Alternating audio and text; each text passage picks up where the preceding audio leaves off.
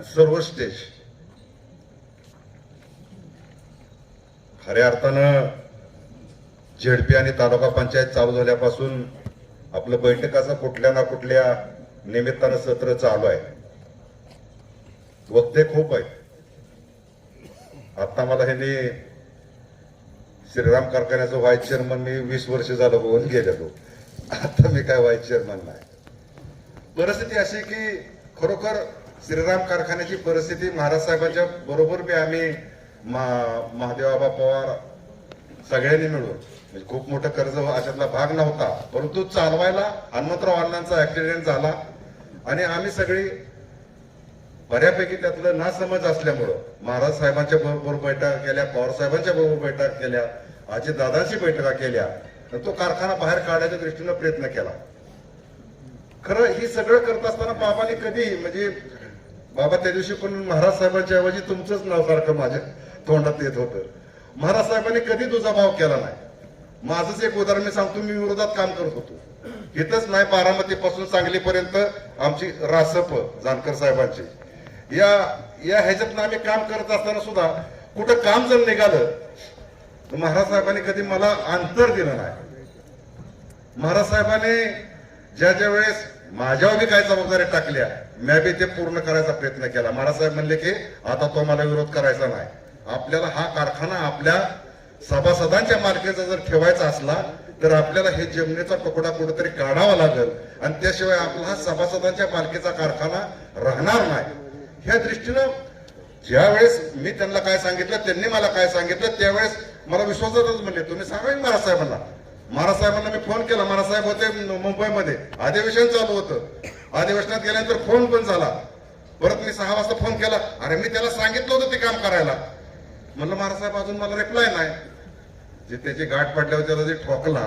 आता मी विरोधी पक्षातला माणूस असताना सुद्धा महाराज साहेबांची काम करण्याची जी पद्धत होती त्याला जे ठोकला ते दुसऱ्या दिवशी मला फोन करून म्हणला महसूल मंत्र्याच्या मोर्चा बजरंग खटके कोणतरी या, एवढं मला महाराज साहेब बोललं.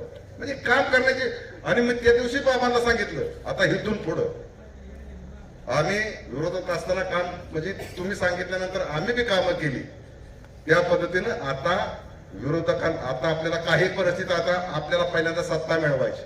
इथून पुढच्या काळामध्ये विरोधकांना कधीही गावातला कार्यकर्ता आसूतला जो कार्यकर्ता असेल तो बरोबर आल्याशिवाय काम कोणाला करू नका. आणि 2-3 वाक्यातनं माझं भाषण संपवत आहे. उमेदवार खूप इच्छुक असतात. उमेदवारांनी सगळ्यांनी आज आपण नाही म्हणलं तरी तागडं समतोल असं धरून चाला. पहिल्यासारखं आपल्याला तिकीट मिळालं की आपण सदस्य झालो, अध्यक्ष झालो, कोण झालो डोक्यातनं काढून टाका. आज काही म्हणलं तर परिस्थितीचं भान आपल्या समोर असलं पाहिजे.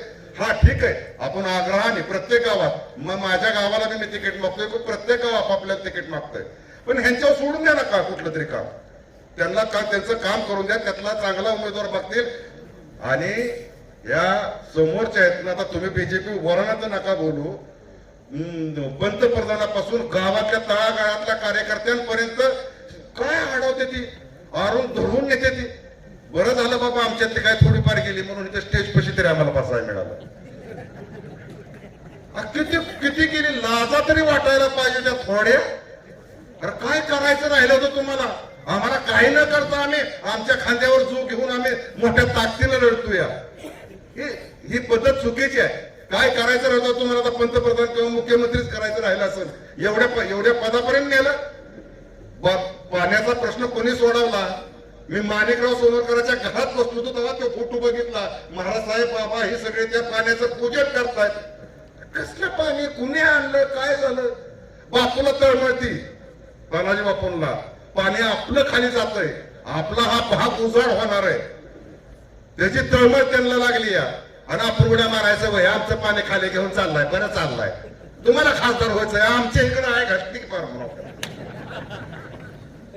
ही कोण बोलणार आहे, कोण. बापू म्हणले बापू आम्हाला कसं आमच्या कानावर जी घेतं ती भेळ मिसळ करून आम्ही खाली मतदारांना चालतो म्हणलं. आम्ही लय अभ्यासू माणसं नाही, पण जे आमच्यापर्यंत. आणि निश्चित ज्या ताकदीनं यांनी आज संघर्ष, बाबा तुम्हीही कुठं कमी पडू नका. कार्यकर्त्यांनो मी 10 वेळा सांगितलं की आपलं बूथ, परत एकदा सांगतो, नुसतं आपण मायक्रो प्लॅनिंग काय म्हणतात की मी 10वीतला गडी आहे 12वीतला गडी आहे. तालमीत बरेच दिवस झालं काढले, त्याच्यामुळं प्रदीप दादा बसलेत आमच्या इकडे. आम्ही त्यातली तालमीतली माणसं आहे, बुवा पण आहे. महत्वाचं असं की मायक्रो प्लॅनिंग नेमकं करताय काय? तुम्ही याद्यावरती बसा, याद्यावर काम करा, यादीवर बसल्याशिवाय तुम्हाला काहीच लक्षात येणार नाही. प्रत्येकाने तुमची बूथ कमिटी असेल, बूथावर तुम्ही बसा आणि बूथवर काम करा. माणसाने वेळ खूपच कमी आहे, वेळ खूपच कमी. अतिशय चांगल्या पद्धतीने बाबा ही माणसं कामाला लावा. प्रत्येक गावातल्या 4-4 माणसाला हे तुमचे तर असून 5 आहेत, 5 मध्ये तुमची 10-10 पोरं कामाला लागा. पटापटची काय असेल ते आपली पत्रिका असेल, काय असेल ते आपली लोकांच्या पर्यंत पोहोचली पाहिजे. या दृष्टीनं आपण कामाला लागावं. नेतृत्व कुठं कमी पडणार नाही अशी अपेक्षा व्यक्त करतो आणि थांबतो. जय हिंद, जय महाराष्ट्र. धन्यवाद नाना.